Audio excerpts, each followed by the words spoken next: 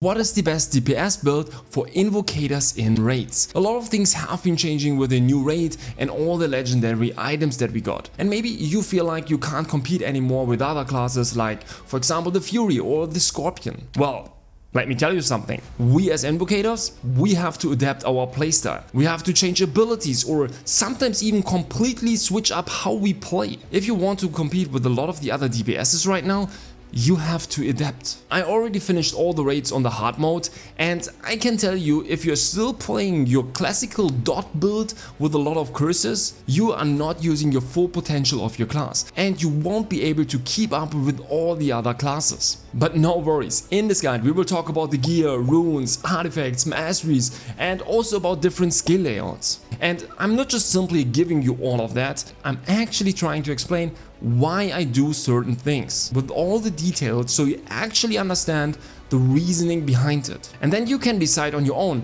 does that make sense or not? And yes, this will probably be a little bit of a longer video, I'm sorry for that, but there will be a lot of timestamps if you're just searching for a specific topic. Okay, but before we get into this build, there's one fundamental thing that is changing that you need to understand, and there are two things that lead up to that. First of all, in a raid, at least in a hard mode, you will have always proper group setups. You will always have a deadly marker on the boss, and most of the time you will have a crossbow player to trigger it. That means all your cooldowns will be insanely short. Your high focus won't have a cooldown, you can spam abilities all the time. And secondly, with the new legendary items we are maxing out on everything. Attack speed, buff duration, cooldown speed, all PvE stats are going to be almost fully capped. So what does that mean? Your dots lose on value. Why, you might ask? Think about that. You will be able to use all your abilities non-stop because of the deadly marker and all the CDR you have. And you will use all your abilities really fast because of all the attack speed that you have. And your dots? They are almost non-affected by those stats. Of course, you reapply your dots, and yes, that has some value for your curse explosion. And yes, because you're doing more attacks, you trigger Abyssal Burst more often, which is of course also nice. But the staff abilities, they are just gaining more value overall. It's just the fact that you have to accept when theory crafting your new Invocator build now.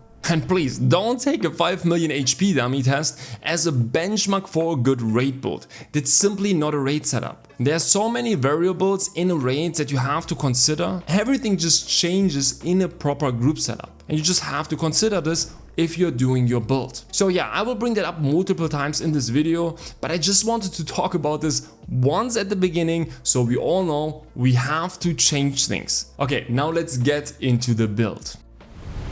Now, first of all, you can see that we have here multiple builds, right? There is not this one perfect build that you have to go for. There are a lot of different variations possible. And of course, throughout the video, we will talk about the differences in those builds. Okay, let's go through everything one by one. First of all, we have to talk about the weapons. So of course, we have to decide for a legendary weapon. Do we go for the staff or do we go for the wand? Okay, so first of all, depending on which weapon we are taking, we're increasing heavily the base damage of this weapon. And just as a reminder, if you use a staff ability, then of course you're using the base damage of your staff and not from your wand. So if you take the legendary wand here, for example, then you would increase your wand base damage. And that wouldn't increase the damage of your staff abilities. So as we talked about, staff abilities will get more and more value. So increasing the base damage of our staff is of course way better. But additionally, we are also getting better stats with the staff.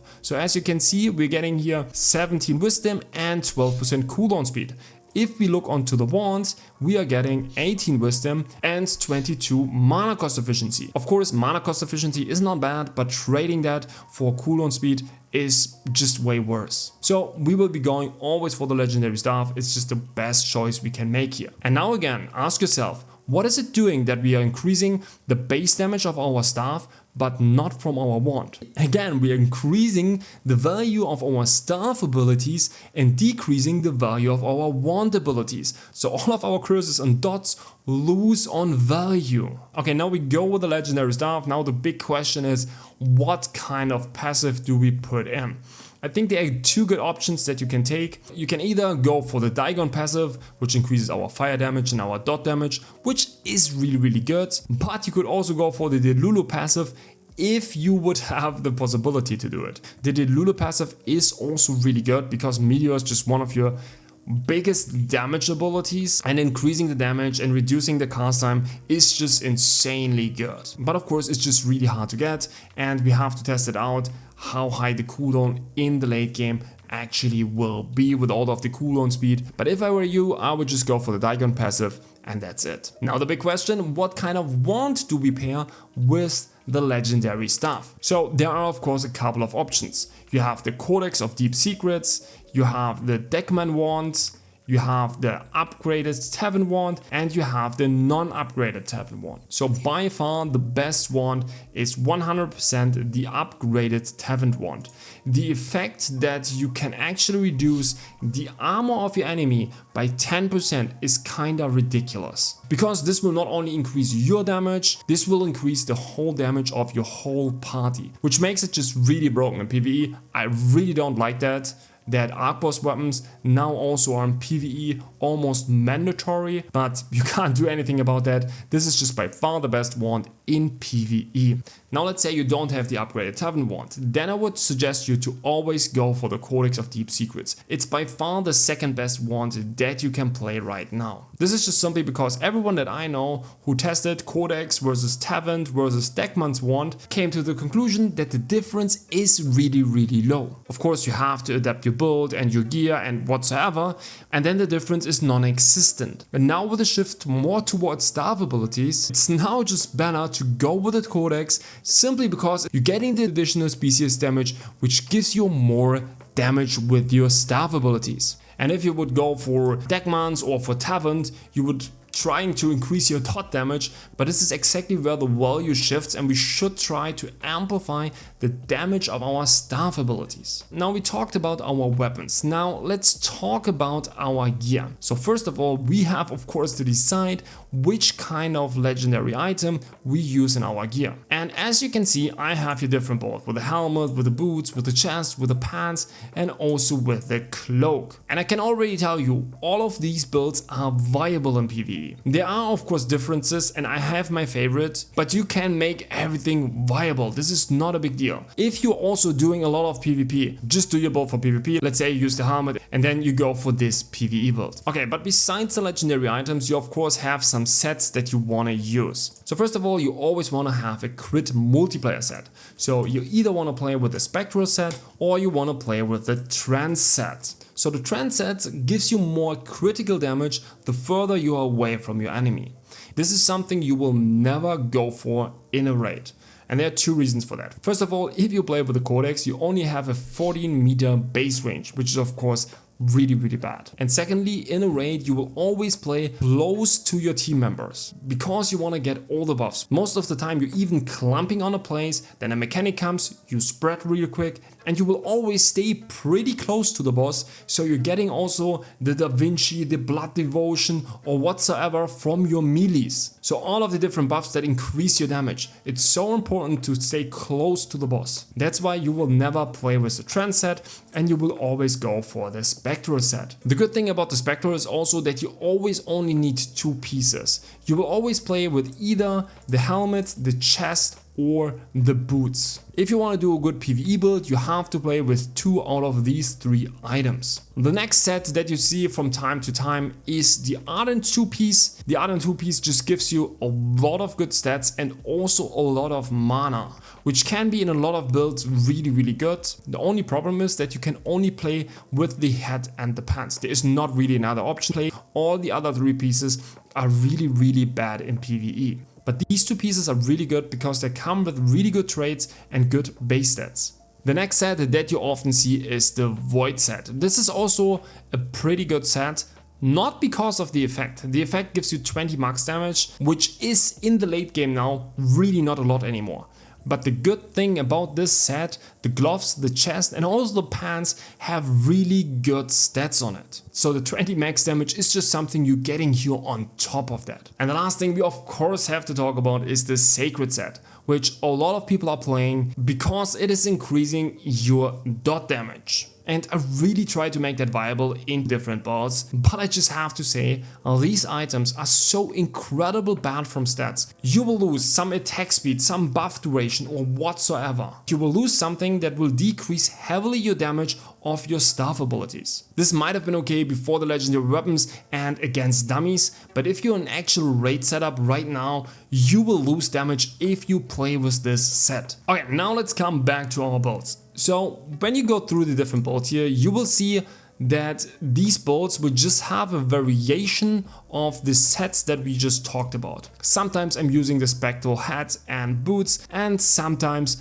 I'm using the chest and the boots. So the items are just really similar. I just use different variations of it depending on what kind of legendary item I use. And I just have to say, these sets are really close. All of them are really close. There is not a big difference. We talked about the different sets. Now let's talk a little bit more about certain stats and specific thresholds. So let's start with heavy attack chance. As you can see, we have 560 magic heavy attack chance, 640 boss magic heavy attack chance and 160 back heavy attack chance. So if we are standing behind our enemy, we get around 1.4k heavy attack chance. Now additionally, you will always have from the skills flame consideration, which gives you 100 heavy attack chance on top, and I will talk about this later a little bit more in detail. I would also play with asceticism, which gives you also 100 heavy attack chance on top. You will have most of the time something between 1.5 and 1.6k heavy attack chance, and this is without any artifacts.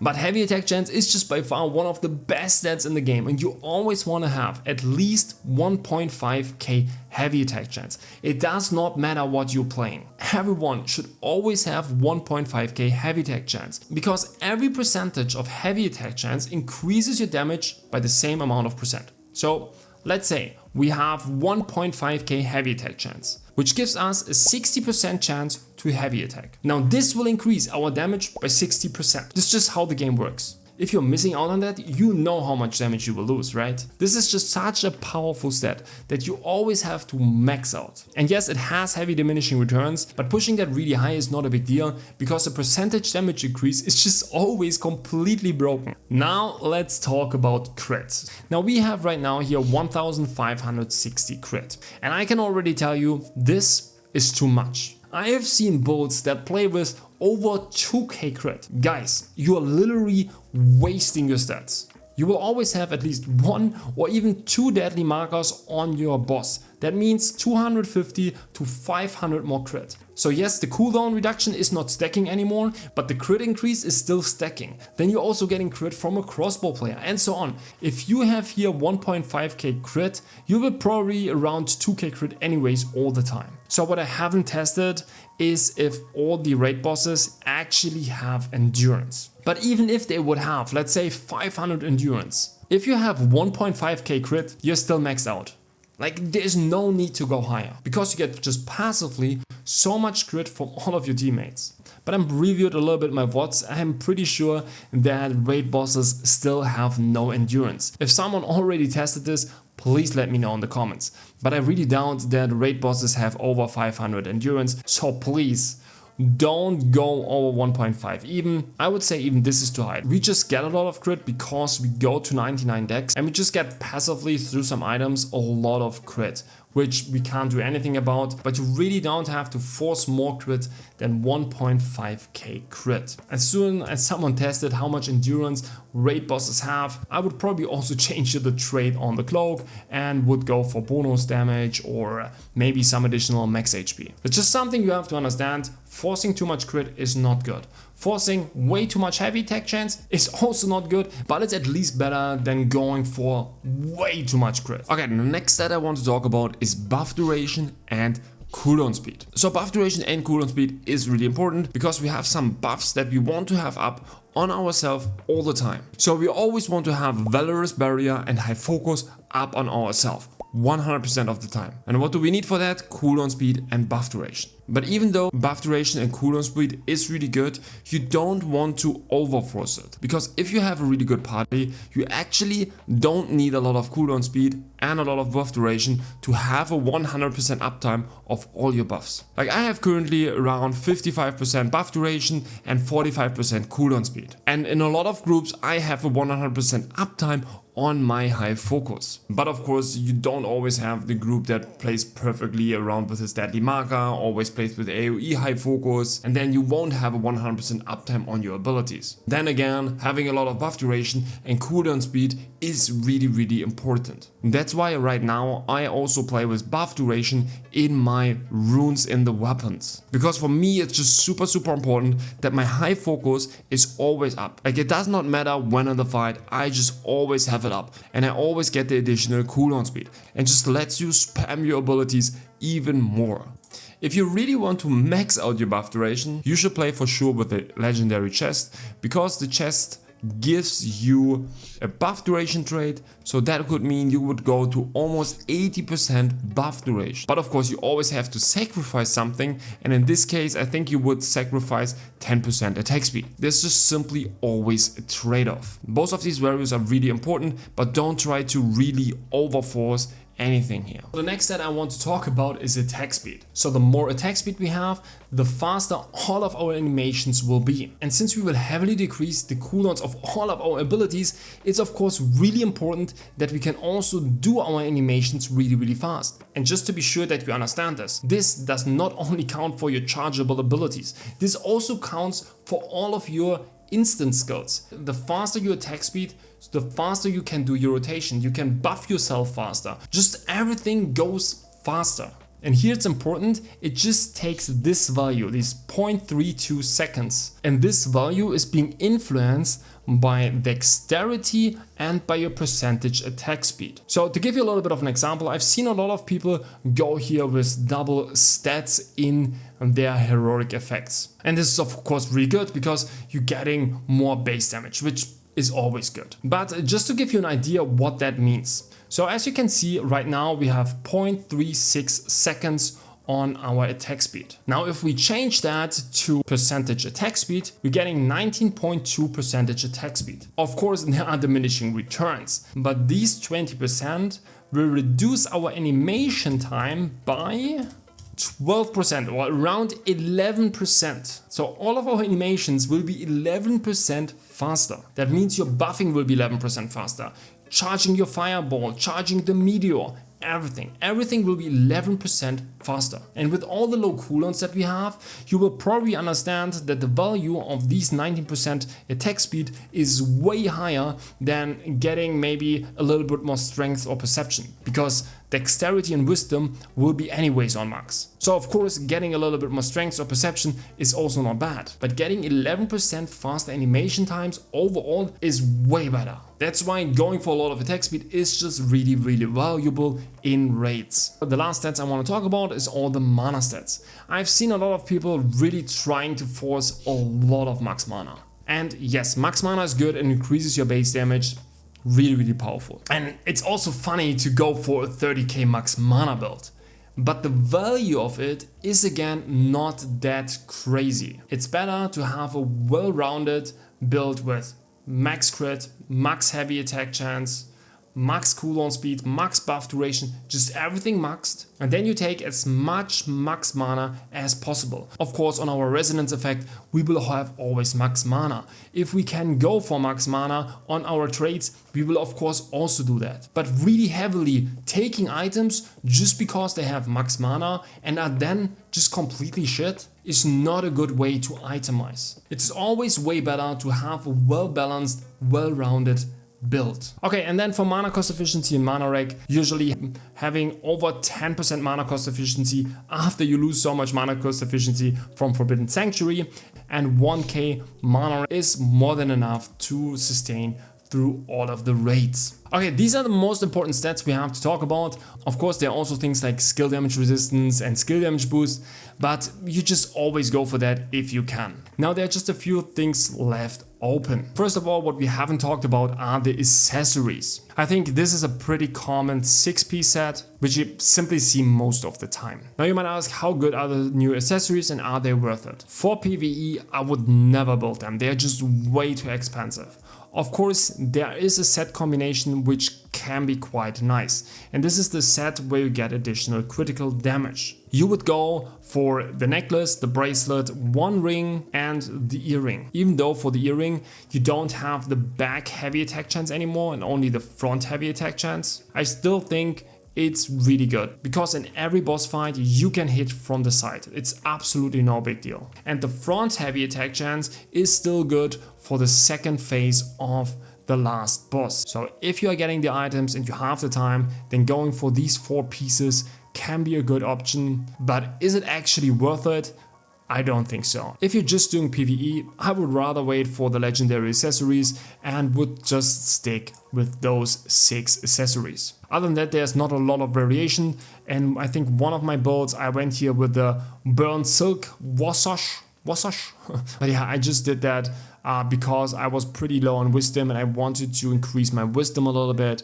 But usually I always value the attack speed way higher here.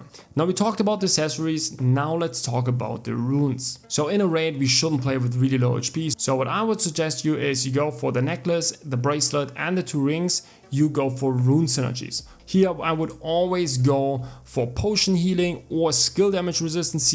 For defensive runes you of course always go for max mana, and for the offensive runes you always go for boss magic heavy attack chance. And if you just feel too squishy in a raid, you just take all of your accessories and also your weapons and change all the defensive runes to max HP runes. And suddenly you have 3k more max HP. But for the earring and the belt, the synergies are just really bad. So here I would always just go for triple boss magic heavy attack chance. Now the last thing we have to talk about here on the build are of course the runes, but this is pretty straightforward.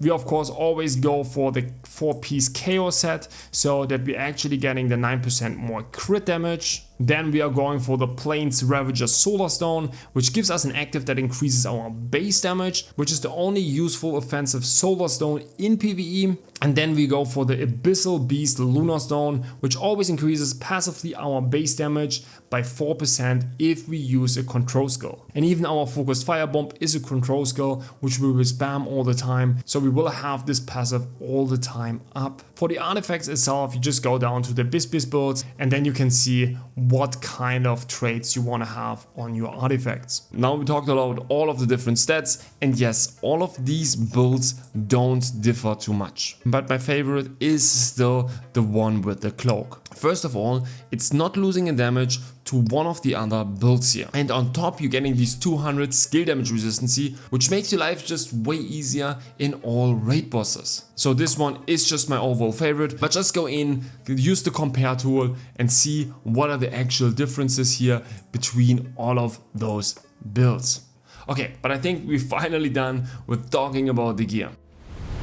Okay, now let's come to the masteries, and I won't talk about everything here. I just talk about the things that are changing for most common builds. I won't talk about every single mastery. Okay, so the first thing that you see that is changing for most common builds right now, we are not playing with Light of Devotion and Eye of Emptiness anymore. Again, remember the beginning of the video where I talked about that stealth abilities get more value and dots lose on value, and this combination only increases our dot damage. But Malicious Focus on the other hand increases our overall magic damage by 7.5%. When you did already comparison testing on dummies, you probably noticed that the difference between Malicious Focus and Devotion of Emptiness is actually not that big. And if you go into a dungeon, then Malicious Focus will of course get way more value, because it's heavily increasing all your staff ability damage. And Malicious Focus is of course also increasing your dot damage, right? It's also increasing your dot damage by 7.5%. But it's increasing all your damage by 7.5%,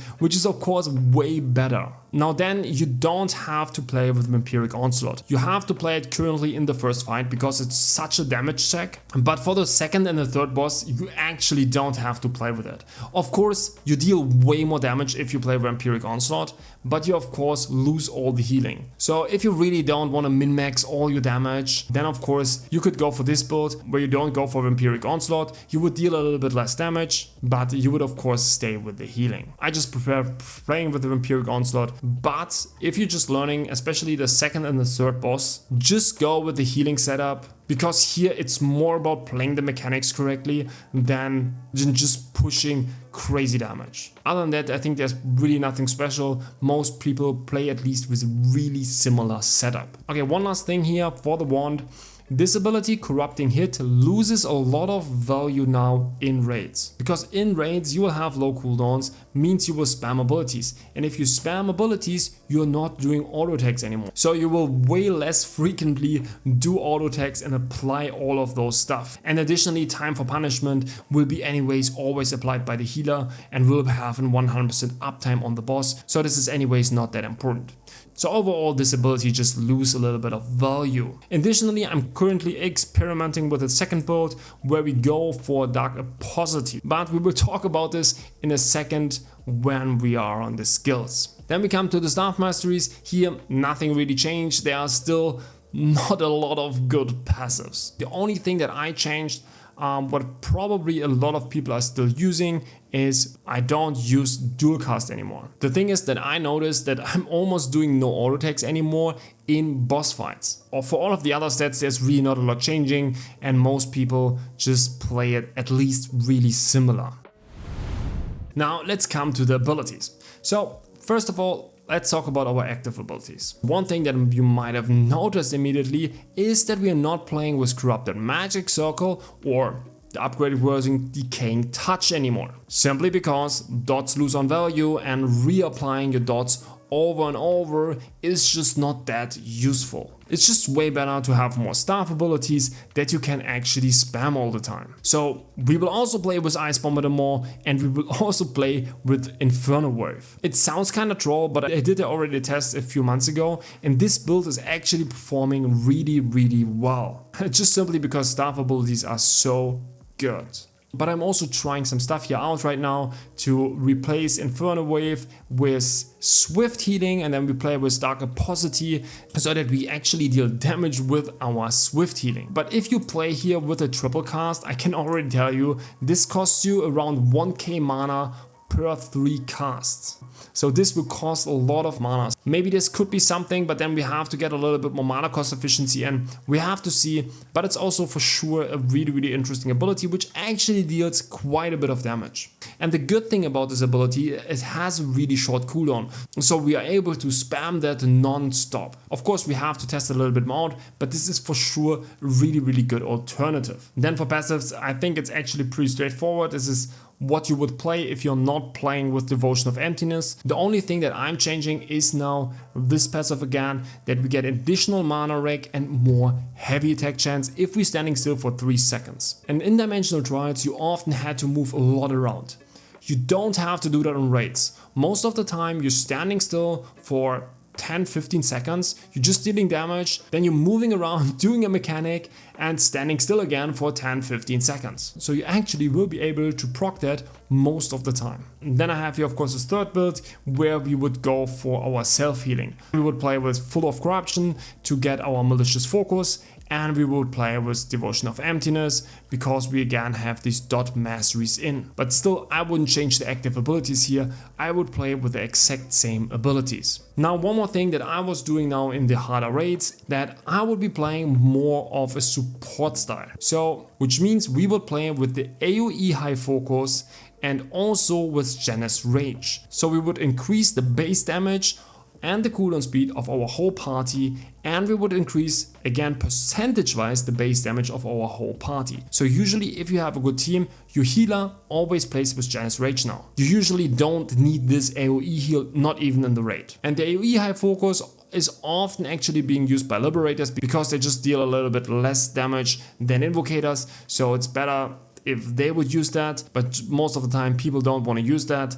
So it's really helpful if you opt into those two abilities. It will just heavily increase the damage of your party. Always see if someone is using that in your party. If not, you have to go for that. Like, who cares if you deal a little bit less damage, but your overall party deals just way more damage. It's just way more efficient. You will directly notice the difference, trust me. It's really good to go for those two abilities.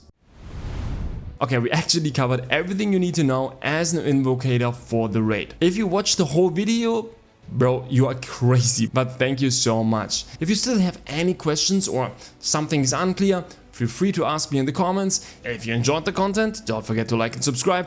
Thanks for watching and see ya in the next one.